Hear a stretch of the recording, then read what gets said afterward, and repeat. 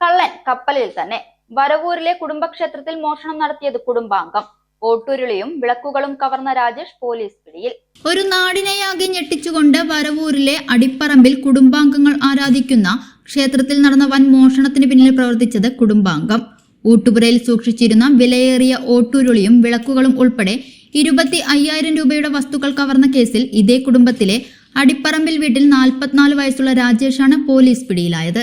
ക്ഷേത്രത്തിലെ അമൂല്യ വസ്തുക്കൾ കാണാതായതോടെ പുറത്തുനിന്നുള്ളവരാകും മോഷണം നടത്തിയതെന്നായിരുന്നു നാട്ടുകാരുടെയും കുടുംബാംഗങ്ങളുടെയും പ്രാഥമിക നിഗമനം. എന്നാൽ കവർച്ചയ്ക്ക് പിന്നിൽ കുടുംബ ബന്ധു തന്നെയാണെന്ന് ചെറുതുരുത്തി പോലീസിന്റെ അന്വേഷണത്തിൽ തെളിഞ്ഞതോടെ വരവൂരിലെ മറ്റു കുടുംബാംഗങ്ങളും ദേശക്കാരും അമ്പരപ്പിലാണ്. സെപ്റ്റംബർ 27-നും ഒക്ടോബർ 21-നും ഇടയിലുള്ള ഏതോ രാത്രിയിലാണ് പുരാതനമായ ഓട്ടുരുളിയും വിളക്കുകളും ഊട്ടുപുരയിൽ നിന്ന് അപ്രത്യക്ഷമായതെന്ന് പരാതിയിൽ പറയുന്നത്. അമൂല്യ വസ്തുക്കൾ കാണാതായതിനെ തുടർന്ന് മറ്റൊരു കുടുംബാംഗമായ ഭാസ്കരൻ നൽകിയ പരാതിയിലാണ് ചെറുതുരുത്തി പോലീസ് കേസെടുത്തത്.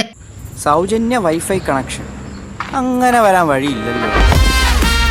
ഫ്രീ മോഡം ഇൻസ്റ്റലേഷൻ ചുമ്മാ. സത്യാടോ, എന്റെ വീട്ടിൽ ഈ കണക്ഷനാ. തന്നെയും വിശ്വാസമില്ല. അല്ല, കേരള വിഷൻ. കേരള വിഷനിലേക്ക് സ്വാഗതം. ഇപ്പോൾ വൈഫൈ കണക്ഷൻ എടുക്കാം ഫ്രീ ആയി.